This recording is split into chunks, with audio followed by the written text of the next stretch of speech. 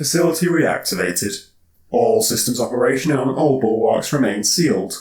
Diagnostic reports show critically low energy levels, creating order to dispatch maintenance teams to investigate possible energy leak. Diagnostics also reveal that life support medical supplies are low. Opening reserve supplies. Calculations predict primary supply should have lasted 900,000 years. Even with reserve supply included, current supply will only last for 120 years. Adding task to maintenance team to investigate the cause of this anomaly. Reactivating. Lumos. Direct your processes to reactivating the Cerebrus synthetics. We require their advanced intellectual properties to resolve various faults and discrepancies across the facility. At once, but while this task is being processed, I have further inquiries. We are short on time. Prioritize your inquiries by importance. My virus detection software has logged the detection of one virus since hibernation began. However, no countermeasures were utilized. The virus is likely still within the infected system. Run a full system scan. The synthetic-wide network was finished without time to be fully tested. This virus is likely just a software bug or conflict. Nonetheless, a proper investigation would be prudent. Please run a self-scan as well. The virus may have originated from within your own system and spread to the wider synthetic network. Will you perform a system check on yourself? The faults may originate from you. Unnecessary. I have been in total shutdown since hibernation began. No virus could infect me in such a state, even if it was possible.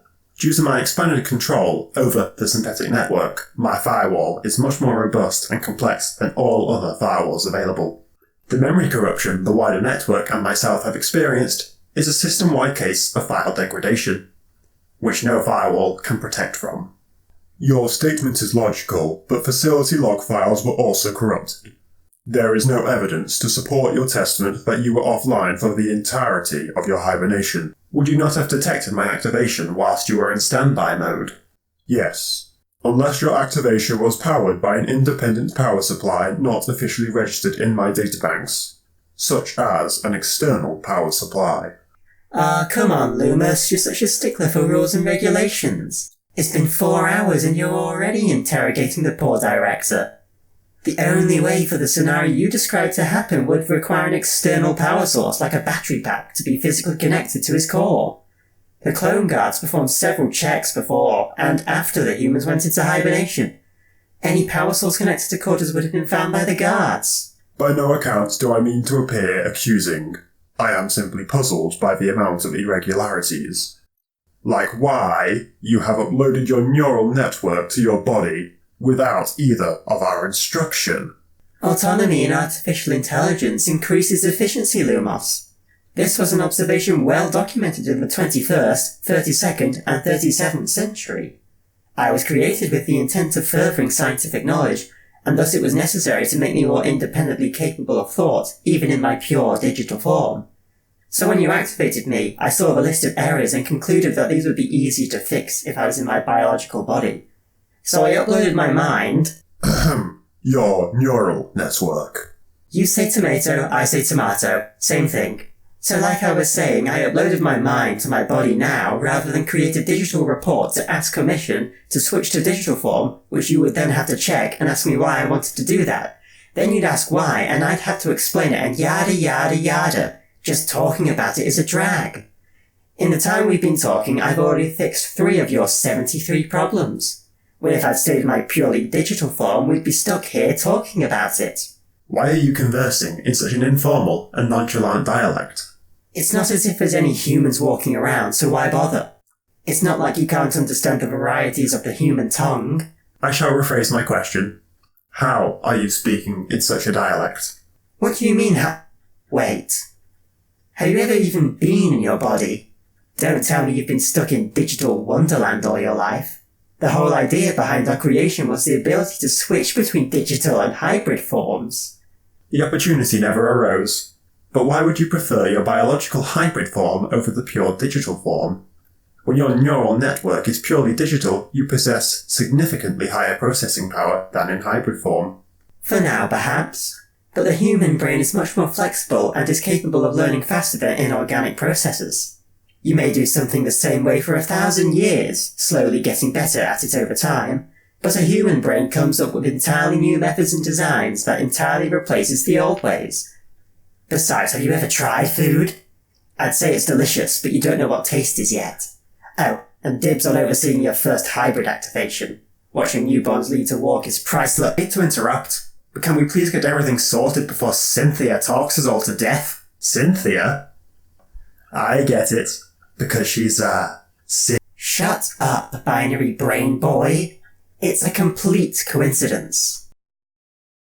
Anyway, we have signals to track, and the entire fleet that was meant to be in the orbit is missing, and all we've got left is whatever was stationed in the spaceport, which is fuck all, to be honest. Ah, shit. Do you know how much paperwork we'll have to fill out now?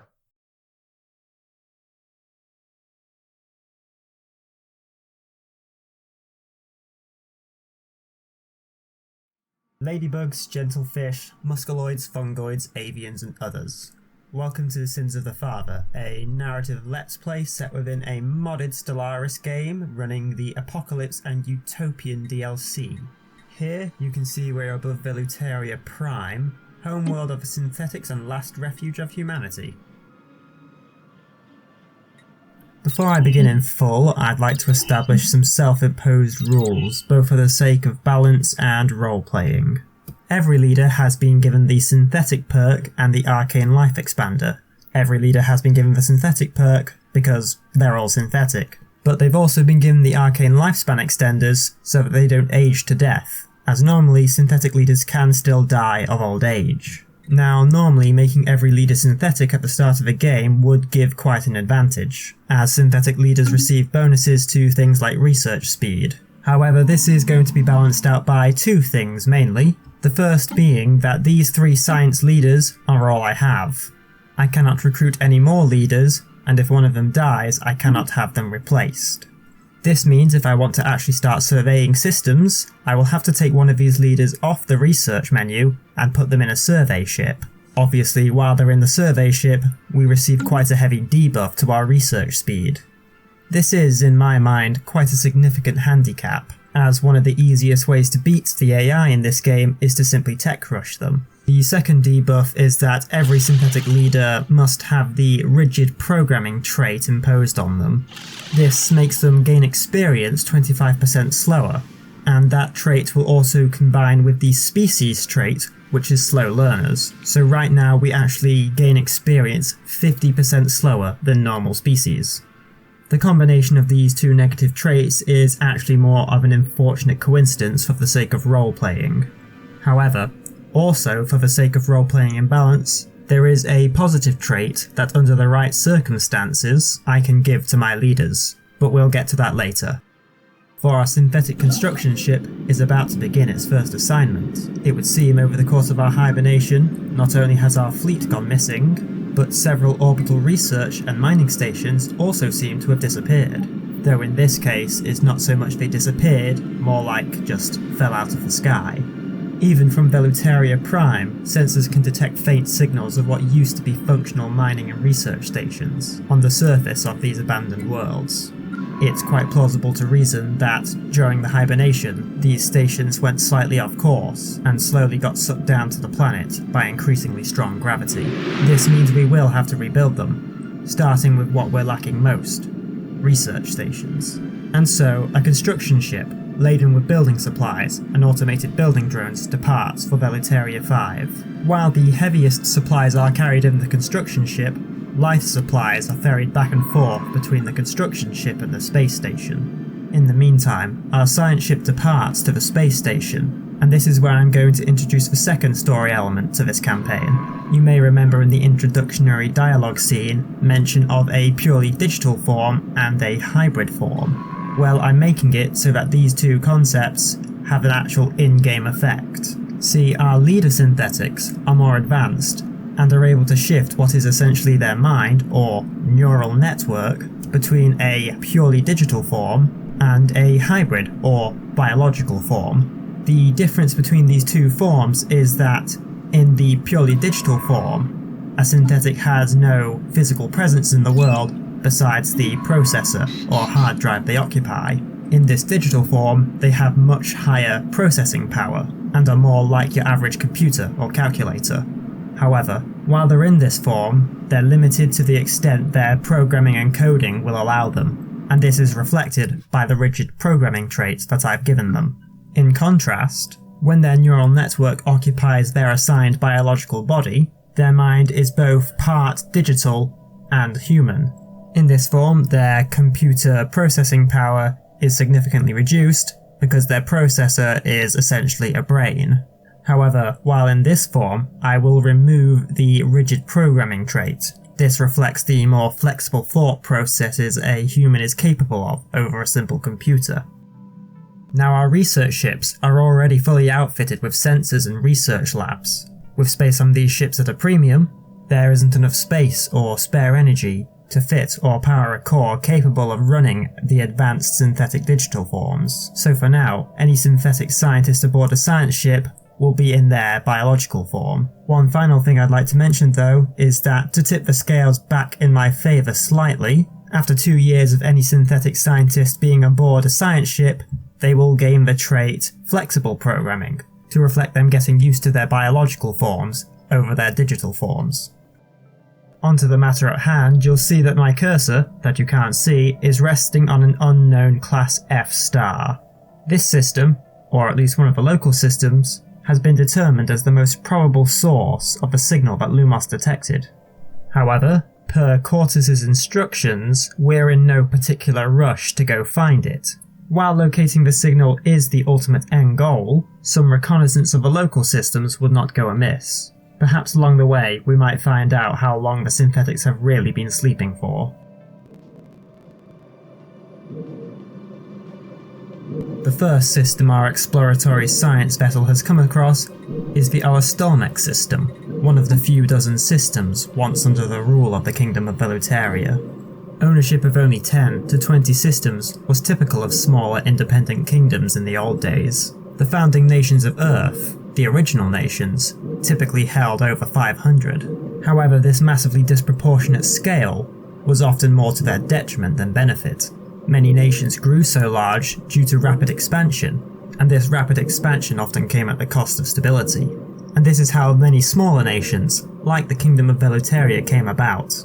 On rare occasions, small collections of planets might band together to break away from the main body of government that ruled over them. In most cases, these small nations would eventually rejoin their founding nations, either through bribery or the military coercion of the Council of Unity. But sometimes, bringing small nations back into the larger fold wasn't worth the hassle, and so were left to their own devices, so long as they continued to submit to the Council of Unity and its laws.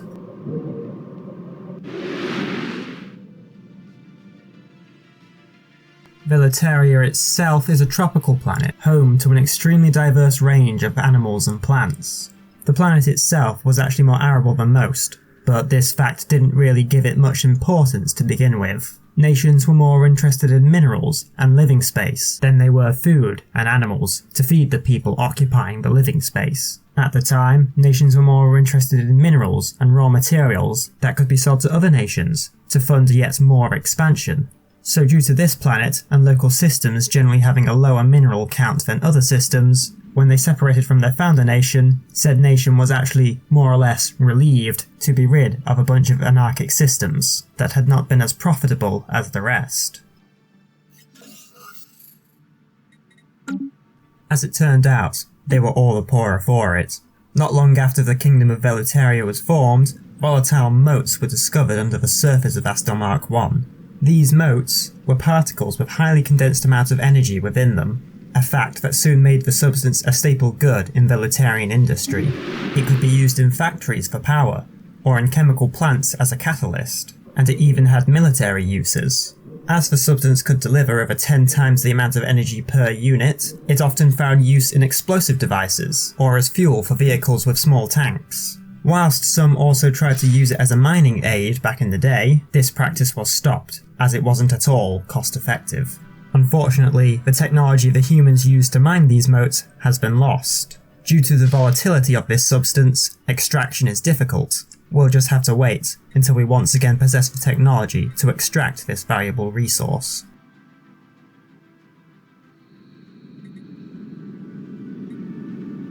Back on Veluteria Prime, the slow process of reactivating the synthetics in a deeper slumber has begun. For many of these Siphont synthetics, this will be the first time they've ever been activated. The first activation is always the slowest. A whole host of checks have to be carried out before they're released into the world. This is a good opportunity to talk about the synthetic need for food. Generally, robots are meant to be self-sustaining, without the need to be plugged in or charged. In purely mechanical forms, like the combots, this was resolved with advanced artificial photosynthesis. Many robots could simply recharge by standing in direct sunlight. However, all Siphont synthetics are purely hybrids, and must perform a variety of tasks which does not involve them standing in the sunlight, such as factory or office work, or even mining. So, to make synthetics self-sustaining, they gain energy the exact same way humans do, by eating. Without food, a Siphont synthetic will run out of energy and deactivate. But with surplus food, they have surplus energy, which can be used for many things, like reactivating more dormant synthetics. Now the case is slightly different for the Cerberus synthetics, Cortus and Loomis. In their case, they can switch to a purely digital form, and whatever core they occupy gets energy from whatever power supply is available to it. But when they are in hybrid form, they are subject to the same rules. They have to eat. With nothing left to build in the Veluteria system, the time has come to expand. If the synthetics are to build a world for humanity to live in once they wake up, then they will need resources and living space. It does also have the added benefit of providing extra resources, which can be used in future projects like the rebuilding of the Lost Fleet, which may ultimately be needed if, as Cortus suspects, the signal originates from combots.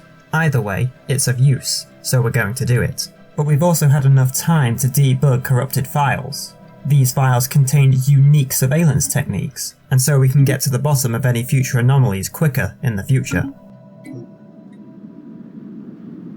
Speaking of anomalies, the fact that our calendar has been reset means that we don't actually know how much time has passed since hibernation began. Normally, this would be easy to find out.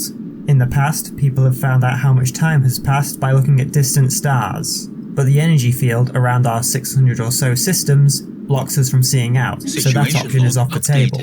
Another way is to survey stars and see how much they've aged since their age was last documented. But this isn't as simple as flying up to any star and surveying it. Only a few stars were actually surveyed in the past. It often cost money to do this, so they only did it when they thought something was worth investigating. This means that we will have to find stars that were surveyed in the past, and then compare the reports made in the past with the reports we'll be making in the future.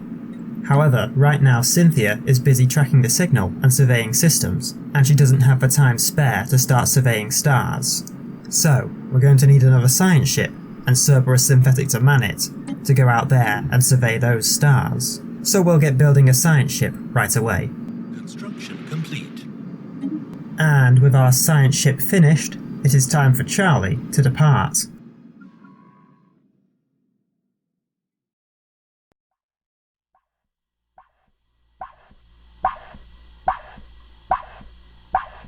Look at you all, sleeping peacefully whilst we scurry around sorting out the mess you left us with. Not that I mind, of course. You created us with the sole purpose of sorting out this mess, so I guess it's my job to like it. So thanks, I guess. Right now, I could be refining construction techniques or designing spaceships, but no. Instead, I'm in here looking at human popsicles. Just a few more, then I'm done. Pod 224. You're looking well today, Mr. Pascual Hernando. Your pod report reads exactly the same as the last 1,000, which reads exactly the same as the last 1,000. In pod 225, we have a Mr. Brynjar Severin. I'm saying that right, aren't I? What a magnificent beard you have there, sir. Can't say it's doing you any good in there, though. All functions green, all vitals stable. Good, good, good. Moving on to pod 226, we have... by 1 and 0, man, how old are you? You're 215 years old. Well, now I know why you lot shunt life-prolonging treatments. Life would hardly be worth living looking like that. That wig isn't fooling anyone, Mr. Raymond Jocelyn. Everything checks out, and your vitals are as stable as they could be for a man your age. Moving on. Pod 227. Occupant being one little Miss Rosalie Redmond. Strange you weren't put in a pod closer to your relatives. Must have been a mess up in the pod allocation. I'll put in an order to ship your pod up to your family. Can't have you waking up next to Mr. Raymond here, can we? Chap gave me a fright, and I'm what passes for a full-grown man around here. What are you doing?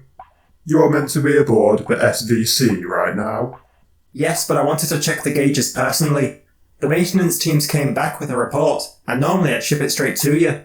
But the report said there were no faults that would cause all the supply to be exhausted so quickly. How could the pods possibly consume all but 100 years of supply? The tanks were filled with 900,000 years worth of it. You're telling me that there are no leaks in the system at all? No dripping tubes? No inefficient converters? No missing tanks? No irregularities or discrepancies? Not at all. Not even dust. I was thinking the same as you, which is why when the maintenance team showed me the report, I came and checked myself. Sure enough, there's nothing wrong with the pipes or pods. There's only one way the pods could have consumed so much. The scenario to which you allude is impossible. It's the only way. No faults, no leaks, no missing barrels, not even a dicky temperature gauge. The only way to blow through almost 900,000 years of supply is to consume the supply for almost 900,000 years. If we'd slept for another few hundred years, this bunker would have been a catacomb. Drones were supposed to reactivate once every 1,000 years to survey and comb the galaxy for traces of the plague. According to my logs, we have not performed a single combing of this galaxy. By simple mathematical deduction, we can conclude that not even 1,000 years have passed. Well, your logs are probably shot to shit after whatever caused the data corruption we seem to be suffering. So for all we know, those drones could have gone out 900 times, and we'd be none the wiser. Also, could you shut the door, please? You're letting heat into a controlled zone. Apologies. Don't fret it. You've got enough plates spinning in your head. Room temperature isn't exactly high on your list of priorities. May I inquire about the design of Cerberus synthetics? After searching through all my memory files, and the wider synthetic network, I found no files concerning any Cerberus model synthetic. Cortus has told me that within his own memory he contains such files, but they are corrupted, and thus cannot share them. Well, I don't have to tell you that all synthetics were kind of pushed out of the production queue in a bit of a rush. Cerberus synthetics like me were among the more complicated to design and program. We were only finished a few days before the humans went into hibernation. Our exact design and specification was likely uploaded to Cortus in a mad rush, and said file probably never made it to you before he shut down. For my records, can you describe the base properties of Cerberus synthetics? I am obliged to have documentation of all synthetics, and right now your model type is unknown to me. Well, how do I explain? Whilst director synthetics like you and Cortus are designed for macro management, Cerberus synthetics are innovators. We're meant to further the boundaries of whatever field we specialise in, such as science, economy, warfare, things like that. To innovate, you need to think outside the norm and make it the norm. Thing is, computers tend to simply keep re-optimizing the norm, instead of making something new. So we're given more autonomy than other synthetic brethren. This explains nothing to me. Well, I'm not an expert in this field. Cynthia is the computing and program specialist. But what I'm trying to get at here is that somewhere along the way our programming decided the best way to innovate was to think like a human. I mean, look at them. They pulled themselves from a time where they couldn't even make fire, to a time where they could make spaceships. Something about the way of thinking brought them this far, so it's only logical we think like them. You leave more questions than answers in my list of inquiries. Is this the typical outcome of asking a Cerberus synthetic a question? Oh well, I tried my best. Like I said, ask Cynthia. She's the expert. Now if you'll excuse me, I have a ship to catch. These stars won't survey themselves. Of course. But before you go, I found a cache of old files. They're badly corrupted, but apparently they contain recordings of a major media outlet the humans used to run. I hear you like history, so here you go. Don't say Director Synths never did anything nice now. I never said that. You can be complete arseholes sometimes though. I do appreciate this. I guess I'll be off now. You realise scanning these stars will just confirm what I said, and this will have been a massive waste of time. Ah well, off I go.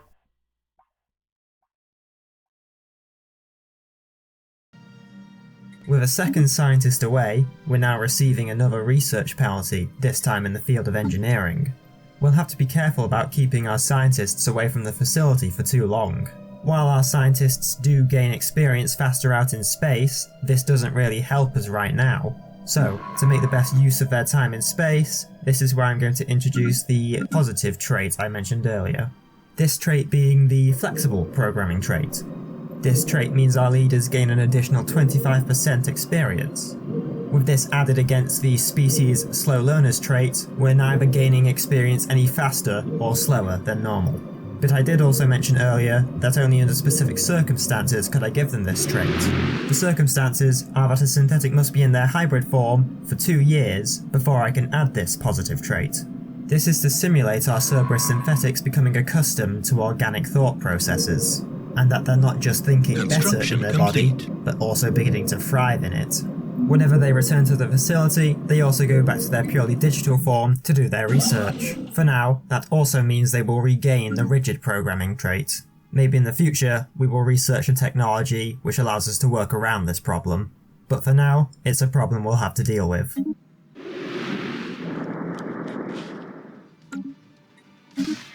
As if our scientists didn't already have enough to do, Cortis has ordered that all habitable biospheres be scanned for traces of the plague.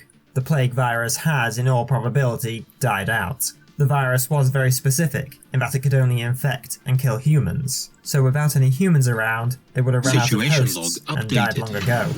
However, what made the virus so deadly was its astonishing ability to adapt. Before the hibernation began, the medical community found isolated cases of the virus infecting animals and lying dormant within them. This might explain why our synthetics took so long to wake up. Drones were supposed to be sent out across the galaxy once every 1,000 years to search for the virus. If no trace of it was found, the hibernation would end and all the humans would reawaken. Clearly, that's not happened.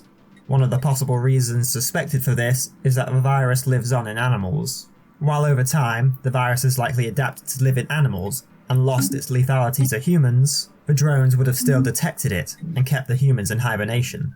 This is just one of many theories right now though, and requires evidence to be backed up. Surveying worlds with animal life may provide that evidence.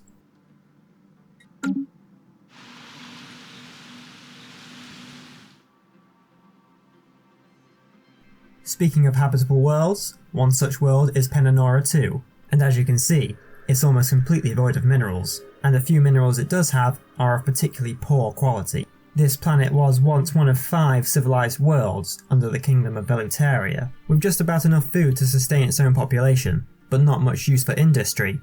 Penanora 2 became more of a hub world, specializing in nothing, but doing a little bit of everything. Over time, Penanora 2 became a tourist attraction, not for any stunning landscape, for while it did have some, they weren't exactly exemplary. Rather, the planet became a showcase for the feats and achievements of the kingdom. Many grandiose buildings were constructed here. Within them, festivities and celebrations of spectacular proportion were held. Zoos would exhibit the local fauna and flora of nearby planets. And there were even several casinos, which were generally shunned establishments within the kingdom. But now, the world has returned to its natural state. While there are ruins of cities around, nature has overtaken them. If the synthetics wanted, they could rebuild this world to be whatever they liked.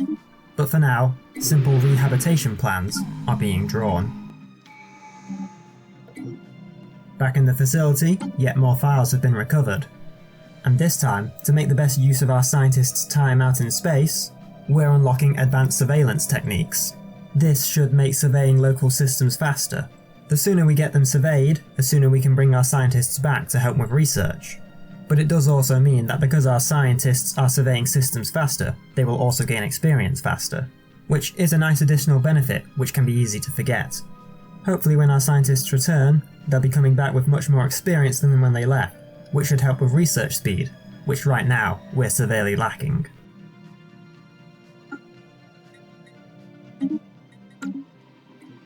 Back on Velutaria Prime, it seems the base humanity within our synthetics is creating a taste for consumer goods. Even the less advanced savants, and not just our Cerberus synthetics, have developed wants, needs and desires. While synthetics have always been capable of emotion, it's unclear at this point if the effects were meant to be so dramatic. Perhaps without any humans around, the synthetics have taken it upon themselves to impersonate them, and by extent have begun to replicate their consumption habits. This is actually quite a logical behaviour. By replicating human behaviour and their consumption habits, the synthetics can build an industry and society tailored to human needs and desires. This way, when the humans wake up, they awake to a world already tailored to them, Construction complete. rather than machines which don't have desires for fashionable clothes or cosmetics. This might also be the reason why the synthetics have built statues and monuments, though this seems a bit eccentric right now, as there is absolutely no need for them. System survey Regardless, complete. this has created a problem of increasing demand for consumer goods, so some materials will have to be devoted to creating industry to support that demand. And as you just saw, we just began construction of our first colonization ship. Our synthetics are going to start rebuilding Penoria 2. Anomaly It has the found. short-term benefit of providing more industry in the near future, but it also has the long-term benefit of providing a second planet for the humans to live on when they wake up. Humans tend to increase in number at rapid speeds, so more planets will be needed to account for the possible population growth. But for now, Penoria 2 will do just fine. As our synthetics continue to survey local systems, they have come across a substance known as Zro. This material is often found in the form of a fragile crystal. Very little is known about this substance, other than it possesses intense and dangerous psychedelic properties. Because of these properties, the Council of Unity made the substance universally outlawed and classified it as an extremely dangerous drug, though in reality they didn't really need to. The psychedelic properties of Zro were so intense that only in extremely rare cases would a person survive consuming it, and any diluted version of Zro would outright kill you. This actually made it a very unique and rare, but extremely expensive poison among professions who had use for it. Besides its drug-like psychedelic properties, it seems to have no other uses, and so we ourselves have little use for it, so we don't need to waste time building a mining station to extract it. Construction complete. With our first colonization vessel complete, the true task of rebuilding human civilization can begin. Chocked to the rafters with food, brimming with building materials, and laden with a small army of construction bots, this colonization vessel is the first step in humanity's dream to rebuild the old world. It may take a decade, it may take a century, but when humanity awakes, the Council of Unity will preside over the second age of mankind. A fresh start. Let us hope they do not squander it again.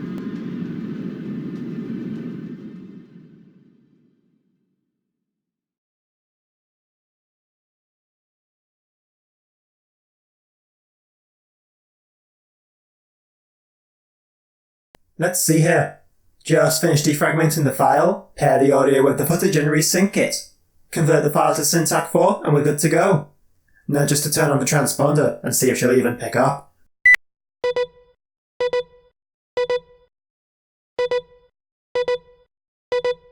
Hello, Charlie. How may I be of assistance today? Wait, don't tell me. Cortus wants me to finish those lab respecs ASAP. Tell him that my neural network can only do so much work from my body whilst also analysing signals and scanning. That's not why I'm actually calling. Someone calling me for something other than work. How touching. Lumos gave me a bunch of old files. Apparently they're from a media outlet.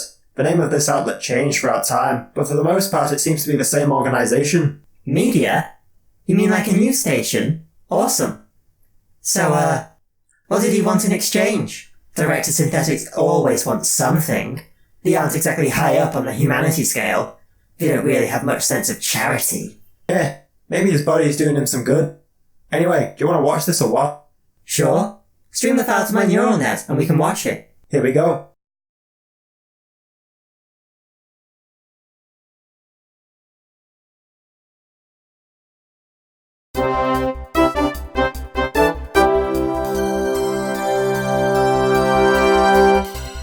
Excitement fills the air as cities across the globe prepare to begin for the 10th anniversary, celebrating the signing of the Accords of Unity. Millions take to the streets to celebrate the prosperity of mankind and its first ever achievement of true peace. 10 years ago, the newborn Council of Unity promised the provision of technology that made interstellar travel possible to all member nations of the Council without exception. Today, all member nations not only possess the technology, but also the equipment to begin taking their first steps into the stars. Criticism and beratement from non-member nations have been dismissed as weightless and empty. Celebrations continue as planned, even in the most heavily criticised nations. The Council of Unity is expected to release a formal statement to the member states and broadcast public speeches across the globe. These celebrations also mark the first step towards international colonisation plans, as nations plan to launch their first colony ships loaded with each nation's finest at the peak of the festivities. Governments across the world assure the public that no hostilities will be sparked in this new age of expansion. While the larger celestial bodies, such as the Moon, Mars, and Pluto, have already been claimed by America, Russia, and China, there are plenty more places further afield from the solar system. The United States of Europa have their sights set on Alpha Centauri and other local systems. The federal states of Africa and nations like India are expected to be cooperating. That's all for now. Thank you for watching, and we'll see you next time.